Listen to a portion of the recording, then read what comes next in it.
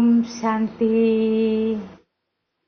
എന്റെ പ്രിയപ്പെട്ട ധന്യാത്മാക്കളെ, സഹോദരങ്ങളെ, ഇപ്പോൾ മണ്ഡലമാസക്കാലം, വൃശ്ചിക മാസത്തിലെ കുളിരും മണ്ഡലമാസത്തിന്റെ വ്രതശുദ്ധിയും നിറഞ്ഞ് സമൂഹത്തിലെ എല്ലാവരെയും ഈശ്വരീയ വിശ്വാസങ്ങൾക്കനുസരിച്ച് തന്റെ ആത്മീയ ഉന്നതിക്ക് ഓരോ രീതിയിലും എല്ലാ മതത്തിലുള്ളവരും ഓരോ വ്രതാനുഷ്ഠാനങ്ങളിലൂടെ തന്റെ ജീവിതത്തിലെ പഴയ കർമ്മങ്ങളുടെ പാപഫലങ്ങളിൽ നിന്ന് മുക്തി നേടാൻ പലവിധ മാർഗങ്ങളും അവരവരുടെ മതാചാരപ്രകാരം ചെയ്തുകൊണ്ടിരിക്കുന്നുണ്ട്.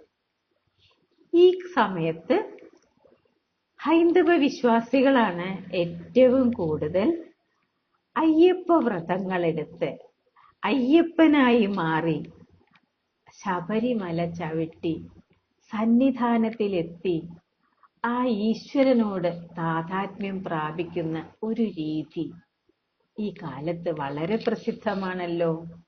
ശരണമെന്തയ്യപ്പ, സ്വാമിയേ ശരണം.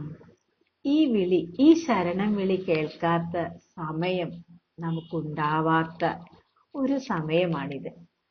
തീർച്ചയായും മണ്ഡലമാസം തുടങ്ങുമ്പോൾ തന്നെ ഏറ്റവും അമൃതവേളയായ പ്രഭാതത്തിൽ അയ്യപ്പ ഭക്തന്മാർ കുളിച്ച് ശരണം വിളിച്ച് അമ്പലങ്ങളിൽ പോയി ആ ശരണമന്ത്രത്തോടു കൂടി ആ ചുറ്റുവട്ടമുള്ള സമൂഹത്തിലെ എല്ലാവരെയും ഉണർത്തുന്ന ഒരു വലിയ മഹിമയാണ് ഈ കാലഘട്ടത്തിൽ സമൂഹം മനസ്സിലാക്കുന്നത്. അതിൻ്റെ ഉള്ളിലെ ആചാരം എല്ലാവർക്കും അറിവ് നൽകുന്നത് കുട്ടികളെ ഈശ്വരൻ്റെതായി മാറണമെങ്കിൽ അഥവാ ഈശ്വരീയ തത്വം നമ്മളിൽ ഉയരണമെങ്കിൽ പ്രഭാതത്തിൽ ഉണരൂ. പ്രഭാതം എപ്പോഴാണ്?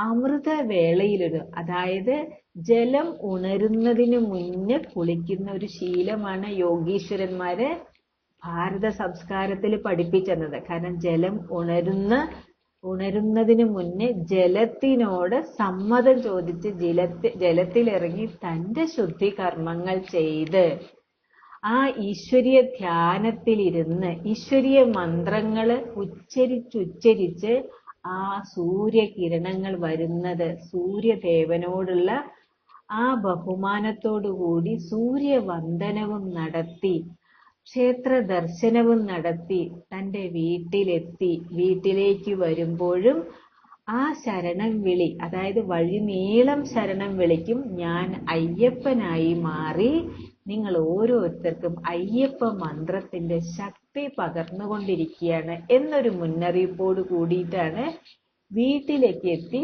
തന്റെ പ്രഭാത ഭക്ഷണം പോലും കഴിക്കുമ്പോൾ ആ ഈശ്വരീയ നാമത്തില് ശരണം വിളിച്ച് ഈശ്വരന് സമർപ്പണമാക്കി പ്രസാദമാക്കി കഴിക്കുന്ന ഒരു ശീലം പ്രഭാതത്തിൽ തുടങ്ങുകയാണ്.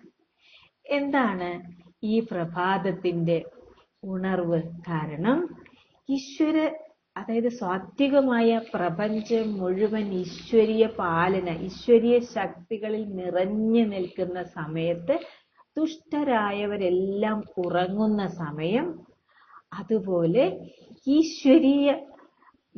ഈശ്വരീയ അറിവിലൂടെ ഈശ്വരനെ ആ താതാത്മ്യം പ്രാപിക്കാൻ ആകൃഷ്ടരായവരെല്ലാം ഉണരുന്ന സമയം. ആ സമയത്ത് ആർക്കാണോ ഉണരാനും ഉത്സാഹത്തോടു കൂടിയിട്ട് പ്രഭാത കൃത്യങ്ങൾ അറിഞ്ഞ് ആ പ്രഭാതത്തിലെ മണിമുഴക്കം തന്നെ ഈശ്വരീയ നാമങ്ങളെ കൊണ്ടാക്കുന്ന ഒരു രീതി. സാധാരണ അമ്പലങ്ങളിലൊക്കെ എപ്പോഴും മൈക്കുകളിലൂടെ ഒരു പ്രഭാതവന്ദനം നമ്മൾ കേൾക്കും. പക്ഷേ ശരിക്കും ഓരോ ജീവാത്മാക്കളും അയ്യപ്പനായി, കാരണം അയ്യൻ എന്ന് പറയുമ്പോൾ തന്നെ ആത്മാവ്, ആ ആത്മാവിന്റെ അച്ഛനും കൂടി കമ്പൈൻഡ് ആയിട്ടുള്ള ഒരു സ്വരൂപമാവുകയാണ് അയ്യപ്പൻ. ആ അയ്യപ്പനായി മാറി 41 ദിവസം വ്രതം അനുഷ്ഠിക്കാൻ ആദ്യം അവര് ചെയ്യുന്നത് ഒരു ഗുരുവിനെ സമീപിക്കുന്നു. ആ ഗുരുവിൽ നിന്ന് ചിട്ടയോടുകൂടി എങ്ങനെയാണ് വ്രതശുദ്ധി പാലിച്ച് ഈ ഈശ്വര സന്നിധിയിലേക്ക് എത്തുക. 18ാം പടിയും കയറി അവിടെ അഭിഷേകം നടത്തി ഈശ്വരന്റെ ആ സാദൃശ്യം മനസ്സിലാക്കി തന്റെ ഈശ്വരീയതയുടെ എത്രത്തോളം നിറവ് വന്നു അത്രയും നമുക്ക് താതാത്മ്യത്തിന്റെ തത്വമസി ആ സ്വരൂപത്തിലേക്ക് എത്താം. തത്വമസി, കാരണം അത്ര എത്തുമ്പോ ഞാൻ നിന്റെ ഉള്ളിലുണ്ട് എന്ന അറിവ്, ഞാൻ നിന്നിലില്ലേ, ഇത് നിനക്ക് അറിയാമായിരുന്നു, ഇപ്പോൾ നിനക്ക് അറിയാൻ സാധിച്ചുവോ എന്ന ആ വരികളിലൂടെയാണ് അവരവിടെ എത്തുന്നത്. അതിന് ആദ്യം മുതലുള്ള ഓരോ പടികൾ കയറുമ്പോഴും ഓരോ ജ്ഞാനങ്ങളും അതിനനുസരിച്ചിട്ട ഗുണങ്ങളും അതിനനുസരിച്ചിട്ടുള്ള ശക്തികളും നിറച്ച് തൻ്റെ ഉള്ളിലെ എല്ലാ വികർമ്മങ്ങളെയും ഭസ്മീകരിക്കാനുള്ള ഒരു സ്ഥിതി വിശേഷം കൂടി അവരിൽ എത്തിക്കണമെങ്കിൽ ആദ്യം ഞാൻ ആരാണ് എന്നറിയാൻ ആദ്യം തന്നെ മാലയിട്ട് ആ മാലയിലെ ഒരു അയ്യപ്പന്റെ മുദ്ര, അയ്യപ്പന്റെ ഒരു മുദ്ര, ഒരു ലോക്കറ്റും ഇട്ടിട്ട് ഞാൻ അയ്യപ്പനാകാൻ പോകുന്നു, അഥവാ അയ്യന്റെ അപ്പനെ കാണാൻ ഞാൻ പോകുന്നു. ഒപ്പം തന്നെ അവർക്ക് കറുത്ത വസ്ത്രം ധരിക്കാനുള്ള ഒരു പ്രത്യേക ഡിസിപ്ലിൻഡ് ആയിട്ട്, കാരണം തനിക്കും ഓർമ്മ വരണം ഞാൻ അയ്യപ്പ വഴിയിലൂടെ അയ്യപ്പനെ കാണാൻ പോകുന്ന, വ്രതമനുഷ്ഠിക്കുന്ന, ആധ്യാത്മികതയുടെ പടിയിലേക്ക് മാറിക്കൊണ്ടിരിക്കുന്ന ഒരു ദിനങ്ങളാണ് എന്ന് അവരെ സ്വയത്തിനെ ഓർമ്മിപ്പിക്കുന്നതോടുകൂടി കാണുന്നവർക്കെല്ലാം ആ ഒരു മെസ്സേജ് കൊടുത്തുകൊണ്ടേയിരിക്കുകയാണ്. നോക്കൂ, അയ്യപ്പ സന്നിധിയിലേക്ക് പോവുകയാണ്. അപ്പൊ ഓരോരുത്തരും അവരെ കാണുമ്പോൾ എന്താ ചെയ്യണേ? സ്വാമി ശരണം. തിരിച്ചും പറയും സ്വാമി ശരണം. കാരണം അശരണരായ എല്ലാവർക്കും ശരണാഗതനായ ആ ഈശ്വരന്റെ അടുത്തേക്ക് നമുക്ക് പോകാം. എത്ര പേരെ ഒരുമിച്ച് മാലയിട്ട് ഒരുമിച്ചൊരു ഗ്രൂപ്പായിട്ടാണ് ശബരിമലയിലേക്ക് എത്തുന്നത്. നോക്കൂ, എല്ലാ സ്ഥലങ്ങളിലും അയ്യപ്പന്റെ ക്ഷേത്രങ്ങൾ ഉണ്ടെങ്കിലും ശബരിമലയ്ക്ക് എന്താ ഇത്ര പ്രാധാന്യം? കാരണം തൻ്റെ ജീവിതം തന്നെ ഒരു ആത്മീയ യാത്രയാക്കി. ജീവിതത്തിന്റെ യാത്രയില് ഒരുപാട് വിഘ്നങ്ങളുണ്ട്, മലകളുണ്ട്, പർവ്വങ്ങളുണ്ട്. അതെല്ലാം മറികടക്കാൻ ഈശ്വരീയ ശക്തി വേണം. അത് ഈ ജന്മത്തിൽ തന്നെ നമുക്ക് ചെയ്യണമെങ്കിൽ ഈശ്വരന്റെ ശക്തിയിലൂടെ മാത്രമേ ഉയർച്ചയിലേക്ക് എത്തൂ. ശരിക്കും ശബരിമലയുടെ മുകളിൽ എത്തുമ്പോഴേക്കും നമുക്ക് മനസ്സിലാവും ഇത് എന്റെ ശക്തി മാത്രമായിരുന്നില്ല. വെറും ഒരു യാത്രയ്ക്ക് പോയാൽ നമുക്ക് എത്താൻ ബുദ്ധിമുട്ടുള്ളതും, പക്ഷെ അയ്യപ്പ ശരണം വിളിച്ച് ഗുരുസ്വാമിയോട് കൂടി കൂട്ടമായി പോകുമ്പോൾ നമ്മൾ അവിടെ എത്തുന്നത് പോലും അറിയാത്തൊരു സ്ഥിതിവിശേഷവും ഉണ്ടാവാൻ കാരണം എന്താ? അതിൽ ഈശ്വരീയ ശക്തിയുടെ ആ അനുഭവം നമുക്ക് കിട്ടിക്കൊണ്ടേയിരിക്കുന്നുണ്ട്. ആ അനുഭവത്തിലേക്ക് നിങ്ങളും വരൂ. കാരണം ഒരു കൊല്ലം മുഴുവൻ പലതരത്തില് നമ്മുടെ ശരീരബോധത്തിലെ ഭൗതിക തലത്തിലൂടെ നമ്മൾ ജീവിച്ച് അതിലൊരു 41 ദിവസം ഒരു ചിട്ടയോട് കൂടിയിട്ട് ഈശ്വരീയ മന്ത്രങ്ങള് ജപിച്ച് എല്ലാവരും സമന്മാരാണ്. ഞാനും അയ്യപ്പൻ, എൻ്റെ കൂടെയുള്ളവരും അയ്യപ്പൻ. എല്ലാവരിലും നമുക്ക് ഈശ്വരനെ കാണുന്ന ഒരു പ്രതീതി, ആ ഒരു വിശ്വ സാഹോദര്യത്തിന്റെ ഒരു മെസ്സേജ് കൊടുത്തതുകൊണ്ടാണ് എല്ലാ ധർമ്മത്തിലുള്ളവർക്കും എത്തിച്ചേരാൻ ഈശ്വരന്റെ ചിട്ടവട്ടമായ ഈ വ്രതശുദ്ധിയോടുകൂടി വരൂ, നിങ്ങൾക്കും ആ തത്വം അനുഭവിക്കാൻ സാധിക്കും. അയ്യപ്പനായ ആ പരം ഈശ്വരന്റെ മാനസപുത്രൻ, അതായത് മഹാവിഷ്ണുവിന്റെയും പരമശിവന്റെയും മാനസപുത്രനായ അയ്യപ്പനും എങ്ങനെയാണ് ജീവിതത്തെ ക്രമീകരിച്ച് എല്ലാ ആസുരീയമായ മൃഗീയമായ ഭാവങ്ങളിൽ നിന്നും സ്വയം പരിവർത്തനപ്പെട്ട് വിശ്വത്തിന്റെ പരിവർത്തനത്തിലേക്ക് എങ്ങനെ ഓരോ മനുഷ്യരെയും മാറ്റിയെടുക്കാം എന്നത് തന്നെയാണ് ആ ഒരു വലിയൊരു മെസ്സേജ്. കാരണം സ്വപരിവർത്തനം ഒരു കുടുംബത്തില് എങ്ങനെ എത്തിച്ചേർന്നു, ആ കുടുംബത്തില് കലിയുഗത്തിന്റെ എന്തെല്ലാം സംസ്കാരങ്ങൾ ഉണ്ടായി, എന്നിട്ട് ആ കലിയുഗ സംസ്കാരങ്ങളിൽ തൻ്റെ ഭാവങ്ങളും ചിട്ടകളും പെരുമാറ്റങ്ങളും ആ മാതാവിനോടും പിതാവിനോടും അനുനയിപ്പിച്ച് തന്റെ ദിവ്യമായ സ്വരൂപത്തെ അവർക്ക് മനസ്സിലാക്കി കൊടുക്കുകയും ആ കാട്ടിൽ പോയി അമ്മയ്ക്ക് പുലിപ്പാല് കൊണ്ടുവന്ന് ആ പുലിയുടെ പുറത്ത് തന്നെ, കാരണം ഈ കാലത്തെ കലിയുഗത്തിലെ ജീവിതത്തിനെക്കാട്ടിലും നല്ലത് കലിയുഗി ജീവിതം, പുലിക്ക് പുറത്ത് അവിടുന്ന് യാത്രയാവുകയും ചെയ്യുന്ന ആ കാര്യം തന്നെ നോക്കൂ, നമ്മുടെ ഇന്നത്തെ കലികാലത്തിന്റെ സ്ഥിതിയാണ് കാണിക്കുന്നത്. തന്റെ ജന്മത്തിന്റെ ആ ദിവ്യ ജന്മത്തിന്റെ ഉത്തരവാദിത്വം കൂടി നിറവേറ്റാൻ മഹിഷാസുര മർദ്ദനം നടത്തി, അതായത് ആ മഹിഷിയെ കൊന്നു, മോക്ഷം കൊടുത്തു. മോക്ഷത്തിനൊപ്പം തന്റെ കൂടെ തന്നിലൂടെ പരിവർത്തനവും നടത്തി തനിക്ക് സമാനമാക്കി മാറ്റി ഒരു ദിവ്യ സ്വരൂപത്തിലേക്ക് മാറ്റുന്ന ഒരു രീതി ആ അയ്യപ്പന്റെ കഥകളിലൂടെ നമുക്ക് മനസ്സിലാക്കാൻ കഴിയും. അതുപോലെ തന്നെ അയ്യപ്പനാകുന്ന ഓരോരുത്തരും തൻ്റെതായ എല്ലാ ആസുരികതകളിൽ നിന്നും മാറി മറ്റുള്ളവരുടെ ആസുരികത പോലും മാറ്റാനുള്ള ഒരു പരിവർത്തന ശക്തി കൊടുത്ത് എല്ലാവരെയും സമമായി ഒരുമിച്ചിരുന്ന് തൻ്റെ ഭക്ഷണവും തൻ്റെ ശരണം വിളിയും എല്ലാം ഒരുമയോടുകൂടി ചെയ്ത് എല്ലാവർക്കും ഈശ്വരീയ ശക്തികളുടെ ഗുണദാനങ്ങൾ കൊടുക്കുന്ന ഒരു കൂട്ടമായിട്ടാണ് ആ സന്നിധിയിലേക്കും എത്തേണ്ടത്. അപ്പൊ കറുത്ത വസ്ത്രമുടുത്ത് തനിക്ക് തൻ്റെതായ ഒരു ഐഡന്റിറ്റി കാണിക്കുന്നതിനോട് കൂടി ആ കറുത്ത വസ്ത്രത്തെ ശാസ്ത്രീയമായി കൊണ്ടുപോകുമ്പോൾ കാട്ടിലേക്കാണ് പോകുന്നത്. കാട്ടിലെ അതായത് ഞാൻ തീർച്ചയായിട്ടും എൻ്റെ വർണ്ണാഭശോഭയോടുകൂടി പോകുമ്പോൾ അവിടെ പല വർണ്ണങ്ങളിലൂടെ പോകുമ്പോൾ കാട്ടു ജീവികളും നമ്മളെ എങ്ങനെയെങ്കിലും ഉപദ്രവിക്കാൻ സാധ്യതയുണ്ട്. എല്ലാവരും സമന്മാരാണ്, പക്ഷെ എല്ലാവരും കറുത്തുപോയി. കാരണം ഈ കലിയുഗ വരദനായ ഭഗവാൻ അയ്യപ്പൻ എല്ലാവരുടെ കലിയും മാറ്റുകയാണ്. കാരണം കലി കയറിയ ആ ആസുരികതയാണ് കറുത്ത വസ്ത്രത്തെ കാണിക്കുന്നത്. ആ കറുത്ത വസ്ത്രത്തോടു കൂടി, കാരണം ഞാൻ ആരാണെന്ന് അറിഞ്ഞു, എന്നിൽ നിറവ് കിട്ടണമെങ്കിൽ ആ പരമ ചൈതന്യത്തെ എനിക്ക് കണ്ടേ തീരൂ. ആ പരമ ചൈതന്യത്തിലേക്ക് എത്താൻ ഞാൻ എൻ്റെ അനുഷ്ഠാനങ്ങൾ പാലിച്ചേ തീരൂ. സാഹോദര്യ ബോധത്തോടു കൂടി ഞാനും എൻ്റെ കുടുംബവും എൻ്റെ സമൂഹവും ഒന്ന് എഴുന്നേൽക്കുന്നുണ്ട്.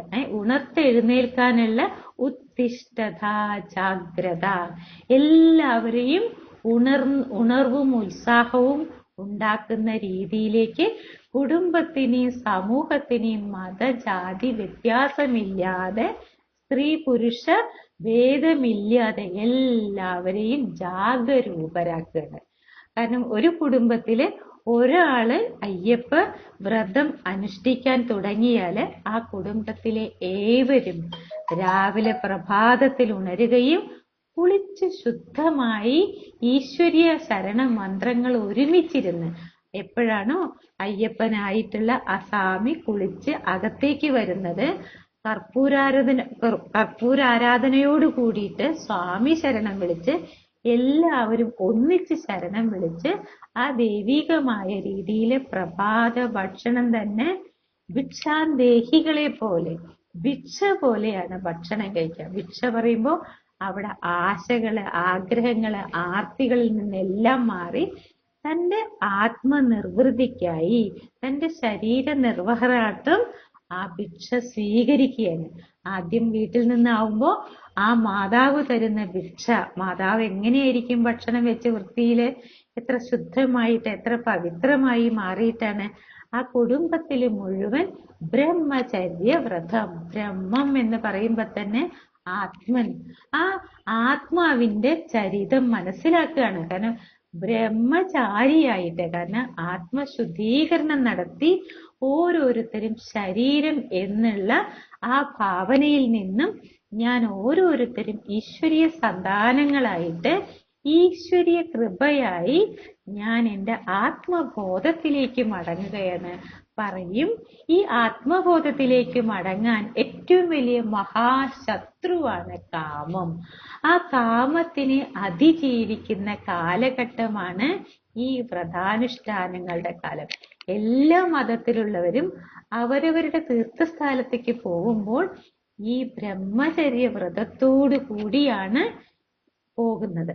കാരണം ഈ കാമം എന്ന മഹാശത്രുവാണ് കണ്ണില്ലാത്ത, കാമത്തിന് കണ്ണില്ല എന്ന് പറയില്ലേ, എല്ലാ കാമനകളും ശരീരത്തിന്റെ ഭാഗത്തേക്ക് തിരിയുന്നതിൽ നിന്ന് ആത്മബോധത്തിലേക്ക് മടങ്ങൂ. ഇവിടെ ശരീരത്തിന്റെ കാരണം ഓരോരുത്തരും അയ്യപ്പന്മാരായി ആത്മാവായിട്ട് ആത്മാവിന്റെ അച്ഛനെ കാണാൻ തയ്യാറാകാൻ എന്റെ കുടുംബത്തിൽ നിന്ന് പ്രതിനിധിയായി ഒരാളെ പോകുന്നുള്ളെങ്കിലും എല്ലാവരും ആ ശുദ്ധിയുടെ വൈഭവം, എല്ലാവരും ആ പവിത്രതയുടെ സൗരഭം, ആ നല്ല നല്ല മണങ്ങൾ വിടർത്തുന്നത് കർപ്പൂര ആരാധനയായിട്ടും ദീപം കൊളുത്തിയിട്ടാണെങ്കിലും തന്റെ ഉള്ളിലെല്ലാം ആരാധനയായിട്ട് ആ നല്ല ഉണർവും ഉത്സാഹവും ഓരോ വീടിന്റെയും ദിനചര്യ ചിട്ടപ്പെടുത്തി 41 ദിവസവും വ്രതമെടുത്ത് തന്റെ എല്ലാ പാപങ്ങളും പോവാനുള്ള കെട്ടുകള്, കാരണം കെട്ടി ശബരിമലയ്ക്ക്. അതും ആരുടെ കെട്ട്? സ്വാമിയുടെ കെട്ട്. അപ്പൊ ഭഗവാനുള്ള ആ കെട്ടാണ്. കാരണം എല്ലാം ഞാൻ ഈശ്വരാർപ്പണമായിട്ട് ഈശ്വര സന്നിധിയിലേക്ക് എത്താൻ ഞങ്ങളുടെ എല്ലാവരുടെയും സ്നേഹമാകുന്ന നെയ്യ് ഏതിലാണ്? ആ നാളികേരത്തില്. കാരണം നാളികേരം എന്നുള്ള ആ ചട്ട പൊളിച്ചാല്, കാരണം ശരീരം എന്ന ബോധത്തിലൂടെ ജീവിച്ചതിനെ ഞങ്ങളത് പൊളിച്ചു കളയുകയാണ്.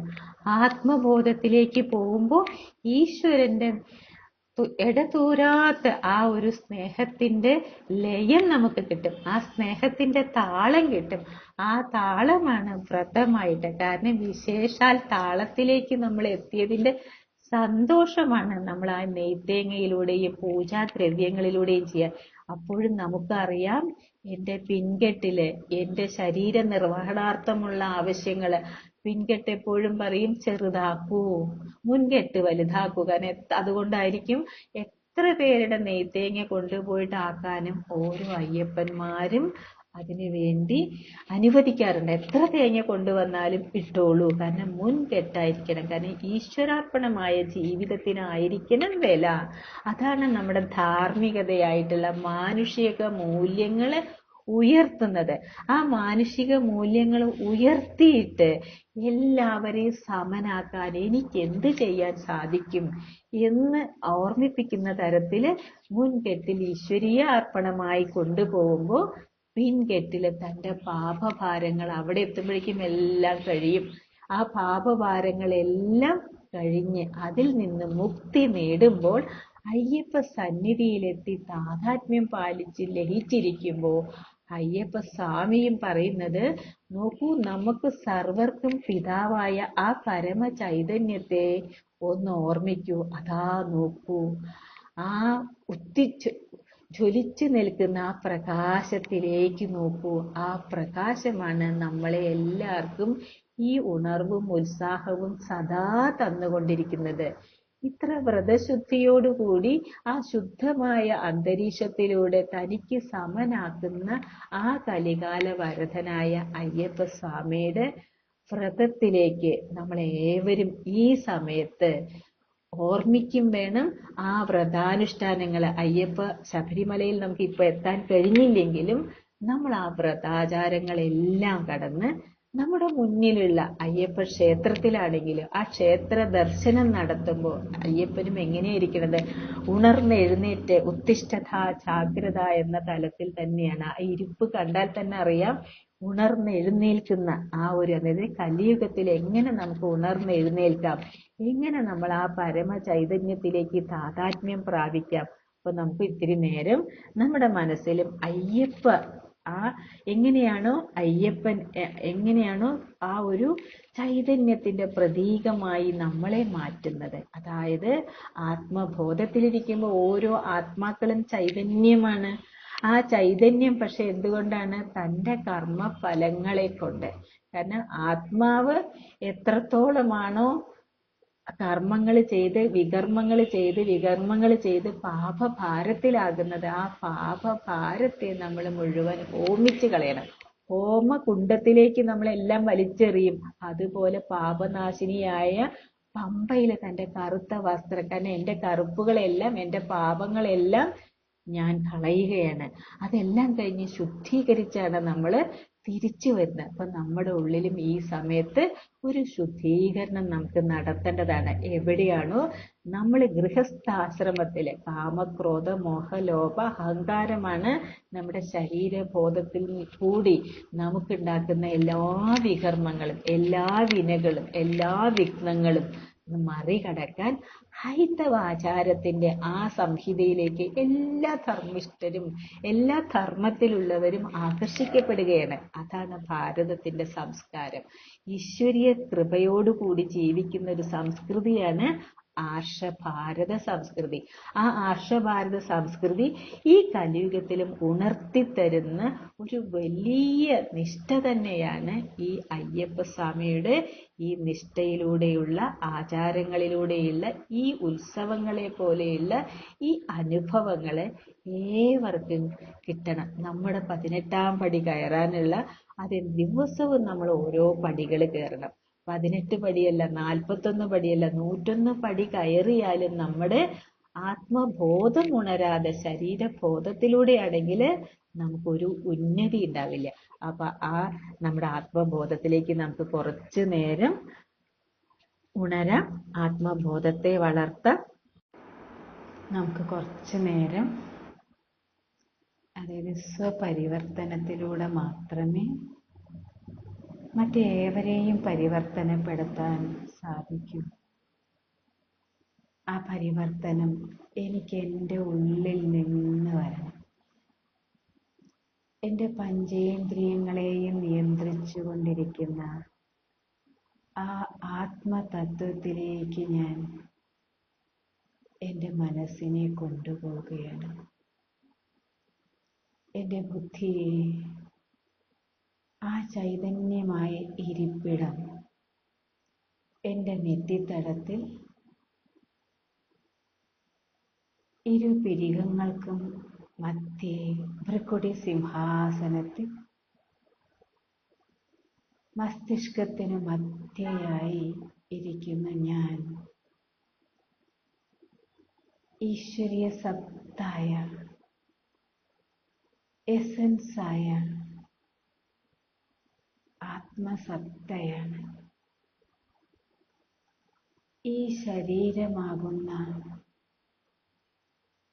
മൂടുപടം എൻ്റെ കർമ്മങ്ങൾ ചെയ്യാനുള്ള ഉപകരണമാണ്. ഞാൻ എൻ്റെ സെൻസ് ഓർഗൻസിനെ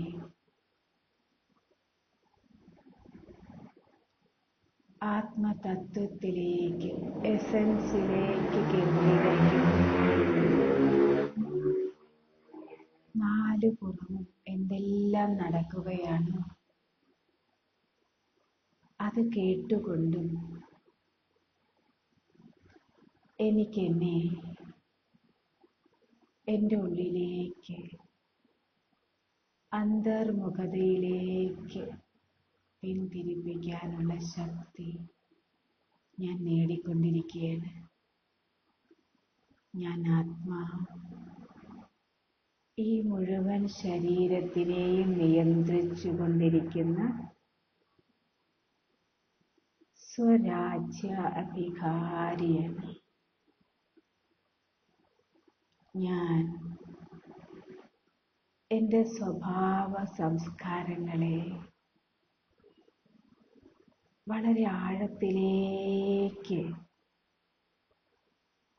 അളന്നെടുക്കുവാൻ വേണ്ടി അന്തർമുഖതയിലേക്ക്, എൻ്റെ മനസ്സിൻ്റെ അന്തരാത്മാവിൻ്റെ അടിത്തട്ടിലേക്ക് പോവുകയാണ്. ഈ ഭൂമിയിൽ അനേക ജന്മം എടുത്ത ആ അവിനാശിയായ ആത്മാവാണ് ഞാൻ. ഓരോ ജന്മങ്ങളിലും വ്യത്യസ്ത ശരീരവും വ്യത്യസ്ത മാതാപിതാക്കളും അതുപോലെ വ്യത്യസ്തമായ സമൂഹവും രാജ്യവും മാറി മാറി ഞാൻ ജന്മമെടുത്തതിലെ ഓരോ കർമ്മത്തിൻ്റെയും ആകത്തുക ഇപ്പോഴും എന്നിലുണ്ട്. എൻ്റെ സ്വഭാവം ശാശ്വതമായ ഈശ്വരീയ തത്വത്തിൻ്റെ താതാത്മ്യത ഉളവാക്കുന്ന ദിവ്യ ഗുണങ്ങളോട് കൂടിയ മനോഭാവമാണ് എൻ്റെ ഭാവനകളും വളരെ ശുദ്ധമാണ്. ഞാൻ ഈ പ്രപഞ്ചത്തിലേക്ക് ആദ്യമായി വന്ന ജന്മം സത്യയുഗം പോലെയുള്ള ദേവതാ സംസ്കാരത്തിലെയാണ്. ദൈവികമായ ഗുണങ്ങളും ശക്തികളും നിറഞ്ഞ എൻ്റെ ദിവ്യമായ സംസ്കാരത്തെ ഞാൻ ഓർമ്മിക്കുകയാണ്. ആത്മബോധം മുഴുവൻ നഷ്ടപ്പെട്ട ഈ കലിയുഗത്തിലെ സന്തതിയാണെങ്കിലും എൻ്റെ സംസ്കാരത്തിൻ്റെ ഉറവിടം ദേവസംസ്കൃതിയാണ്. ആ ദേവസംസ്കൃതിയാണ് ഏവരും ആർഷഭാരത സംസ്കൃതി എന്നറിവിൽ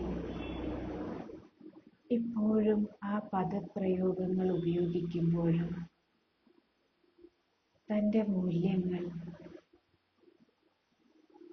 യഥാർത്ഥമായത് ദൈവികമായ മൂല്യങ്ങളാണ്. ഇന്നിപ്പോൾ പല ജന്മങ്ങളുടെ അവസാന ഭാഗങ്ങളിലേക്ക് എത്തിയപ്പോൾ ശരീര ദുർബലതയുടെ സംസ്കാരത്തിലൂടെ പോകുമ്പോൾ ഞാൻ, എൻ്റെ, നിന്റെ എന്ന സംസ്കാരം എൻ്റെ വ്യക്തിത്വത്തെയും എൻ്റെ ക്രിയാത്മകതയും ഞാൻ സംരക്ഷിക്കുന്നത് പോലെ സമൂഹത്തിലെ ഓരോ വ്യക്തികളുടെയും വ്യക്തിത്വത്തെ മനസ്സിലാക്കാനും അവരെ ക്രിയാത്മകരായി മാറ്റാനും വേണ്ടിയിട്ടാണ് ഓരോ ക്ഷേത്രങ്ങളും ക്ഷേത്രകലകളും ആചാരമുറകളും പ്രാബല്യത്തിൽ കൊണ്ടുവന്ന് മാനവികത, മാനുഷിക മൂല്യങ്ങൾ, സദാചാര ബോധങ്ങൾ സദാസമയവും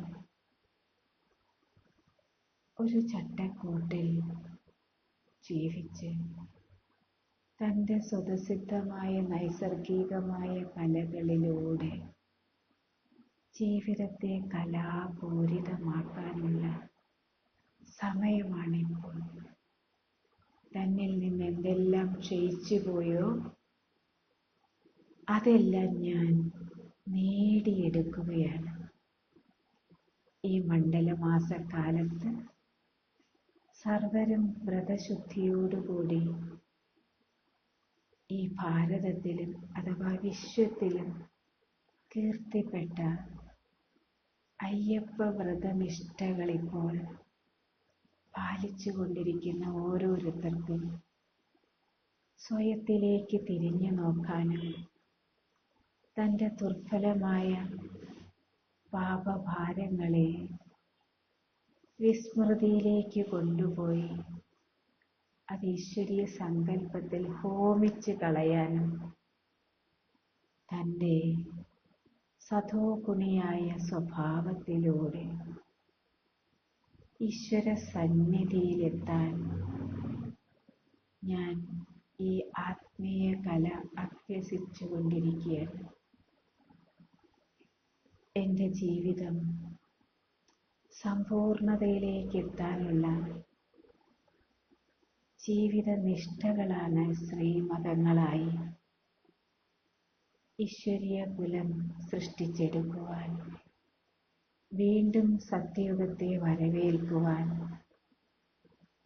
ഈ കലിയുഗത്തിൻ്റെ അവസാന ഭാഗമായി തൻ്റെ ഉന്നതി, ആത്മോന്നതിക്കനുസരിച്ച് പുരുഷാർത്ഥം ചെയ്തുകൊണ്ടിരിക്കുന്ന ഓരോ നവനീയമായ ധന്യാത്മാക്കൾക്കും ഈ പുരുഷോത്തമമായ സംഗമയുഗം, കലിയുഗത്തിൻ്റെയും സത്യയുഗത്തിൻ്റെയും ഇടയ്ക്കുള്ള ഈ സംഗമത്തിൽ തന്നെ തൻ്റെ യാഥാർത്ഥ്യത്തിലേക്ക് മടക്കി കൊണ്ടുവരുവാൻ ആ പരംപൊരുളായ പരം ഈശ്വരൻ നമ്മുടെ കൂടെയുണ്ട്. ഞാൻ തന്നെയാണ് നിന്നിലുള്ളത് എന്ന സത്യം തിരിച്ചറിഞ്ഞ അയ്യപ്പ ഭാവത്തിലേക്ക് പോവുകയാണ്. ഞാൻ അയ്യനുമാണ്. അയ്യൻ്റെ അപ്പനായ ആ പരമചൈതന്യത്തെ എൻ്റെ സ്വരൂപത്തിലേക്ക് ഞാൻ അടുപ്പിച്ചിരിക്കുകയാണ്. എന്നിട്ട് സർവരെയും ഈ പരമാത്മാ മിലനത്തിൻ്റെ സുഖം, പരം ജ്യോതിയെ ദർശിക്കാനുള്ള സുഖം, ആ യഥാർത്ഥ സുഖവും ശാന്തിയും സമ്പന്നതയിലേക്ക് മടങ്ങാൻ പ്രേരണകൾ മനസ്സാ കൊടുത്തുകൊണ്ടിരിക്കുകയാണ്. എനിക്ക് ചുറ്റുമുള്ള എൻ്റെ കുടുംബത്തിലെ, എൻ്റെ കുലത്തിലെ, എൻ്റെ സമൂഹത്തിലെ, എൻ്റെ മഹാഭാരതത്തിലെ വിശ്വമാകുന്ന ഈശ്വരീയ തറവാട്ടിലെ ഓരോ മഹസന്തതികളെയും ആ പരം ചൈതന്യത്തിലേക്ക് അടുപ്പിക്കുകയാണ്. തൻ്റെ സംസ്കാരങ്ങളെ, ഏറ്റവും ഡീപ്പ് റൂട്ടഡ് ആയിട്ടുള്ള സംസ്കാരമാണ് മൂല്യങ്ങളോട് കൂടിയ ആർഷഭാരത സംസ്കൃതിയിലേക്ക് ഞാൻ എത്തിക്കുകയാണ്. ഒരു വലിയൊരു കൂട്ടായ്മയിലൂടെ സംഘം ചേർന്ന് അയ്യപ്പ സന്നിധിയിൽ നിന്ന് തൻ്റെ തത്വത്തെ ആത്മീയ വിദ്യാഭ്യാസത്തിലൂടെ അഭ്യസിച്ച് എൻ്റെ നിറഞ്ഞ നിറം ആ പരമാത്മാ പൊരുളിനു എൻ്റെ വർണ്ണാഭമായ ചൈതന്യത്തിലേക്ക് ഞാനും എത്തിച്ചേർന്നതിൻ്റെ ആ സുഖതാളലയത്തിൽ ഞാൻ ലയിച്ചു കൊണ്ടിരിക്കുകയാണ്. ഈ ആനന്ദം നുകർന്നിരിക്കുന്ന ഞാൻ എൻ്റെ ഭാവന വളർത്തിയെടുത്ത് വിശ്വസാഹോദര്യത്തിൻ്റെ സംസ്കാരം സർവരിലേക്കും പകർത്തിക്കൊടുത്ത് സർവർക്കും ഓം നമഃ ശിവായ, ഓം ശാന്തി, ഓം ശാന്തി. ലോകാ സമസ്താ സുഖിനോ ഭവന്തു എന്ന മഹാസന്ദേശം എല്ലാവർക്കും കൊടുക്കൂ. നമുക്ക് വീണ്ടും കാണാം. ഓം ശാന്തി.